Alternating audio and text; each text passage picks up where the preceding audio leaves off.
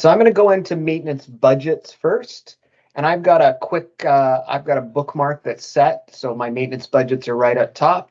But again, if you wanted to click on your hamburger menu, you'd be able to browse to maintenance budgets as well. Or the other thing that's very helpful is your magnifying glass. So your magnifying glass is always, it's a function that I use quite a bit to be able to quickly find things. I've been using the system for a long time, and so I kind of know the shortcuts to type in to get to the areas.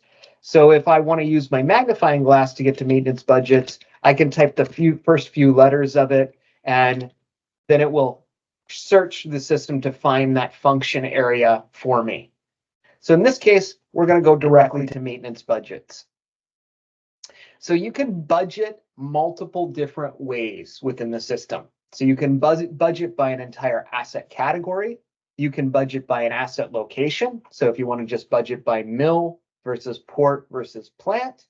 If you want to budget by work order category, preventative versus corrective.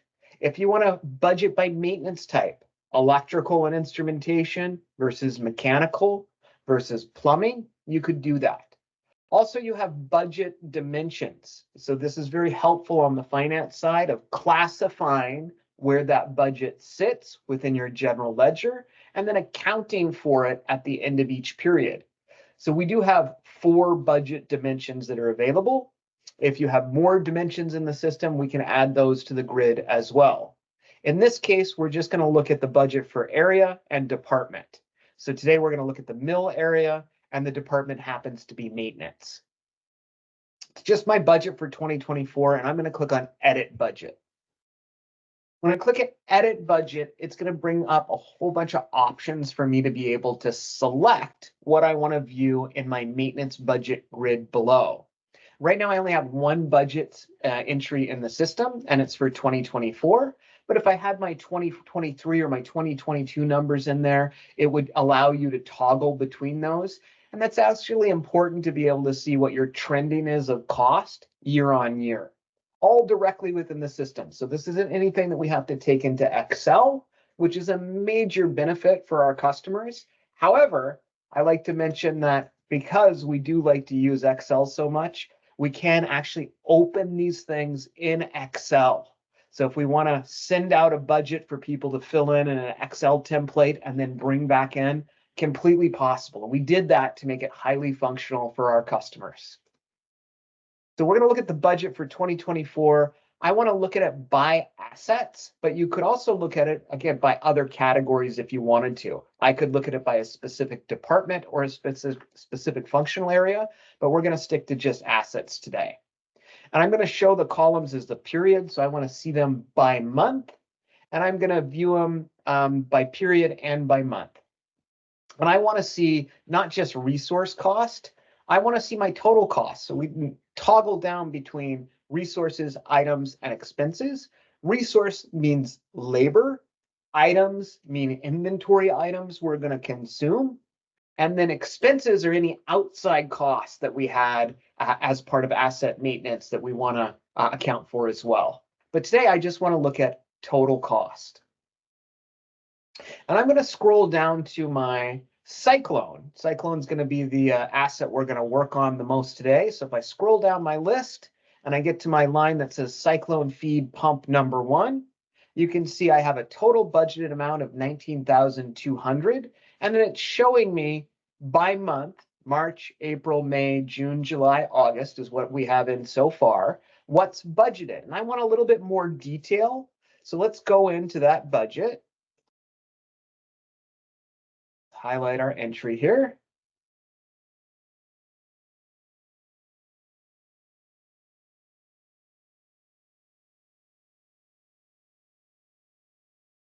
And then I'm going to select it. And when we go in, you're going to see the budget entries by month. And you can see here, I've got an entry March through August, and I have budgeted for resource cost of $1,200, item cost of $1,500, and expense cost of $500. So making $3,200 per month is my asset budget for this specific asset, which happens to be my Cyclone. You can edit this quite easily. So it brings it up into a grid. This is another thing that we can open or edit in Excel if we want to do it by individual asset. So it's easy to create those budget entries, easy to track them. This is fully adjustable. Once you have your budget locked, you want to have it set in place so that you go and actually look at just budget realization. So make sure that we go and do our budget entries, and then after the fact, we'll go in and look at realization. So we want to know how much have we incurred from resource, item, and expense cost across these periods. So this is just showing you the base budget entries. If you did want to have a separate area or department code or dimensions for the budget line items, you can as well.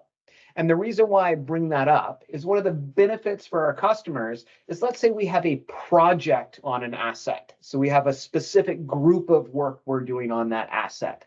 Let's say it's a shutdown and turnaround. We're going to take our cyclones, we're going to take them out of service, we're going to put a replacement in place, we're going to send those old cyclones out for repair. Maybe I want to do that as a separate budget entry with a separate area or a separate project code. You could enter that in a maintenance budget entry as well. We're not going to make any modifications to the budget today. I'm going to go back out and show you how easy it is to do what's called budget realization. And that budget realization, the benefit is showing me, where am I at real time? How much money have I actually spent between items, resources, and expenses? So I click on my budget button and I say budget realization. When I do, it's going to open up a new grid for us. And then I have to make some slight adjustments. So show lines as asset, yes. And I want to view this by month. So it shows me everything. And I'm just going to remove my date grid so that you can see all of the budget entries, just for example. When I do that, it's going to show me all the budget entries in the system. But again, I'm just focused on my cyclone feed pump. And here I can see out of my overall budget, I'm at 50.2% on my resource. On my item, I'm at 77.3%. And on my expense, 64.2%. So I'm about 67% of my budget that's already been spent. So I probably already have some problems, right?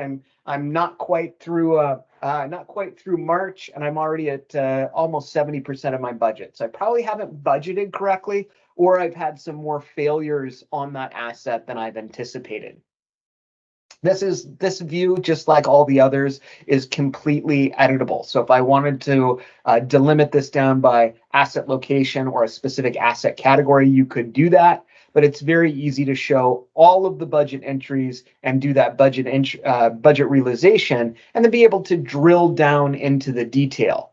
This happens in real time. It's not an after the fact. It's not an extra report that we have to do. It's not an extra system that we have to go to. That budgeting is in real time. So as we're posting and closing work orders, it is increasing our budget for resource items and expenses in real time. Not increasing. It's actually showing you where you're at for resources, items, and expenses immediately. So you don't have to wait for the accounting department to actually come back and tell you where you stand budget to actual.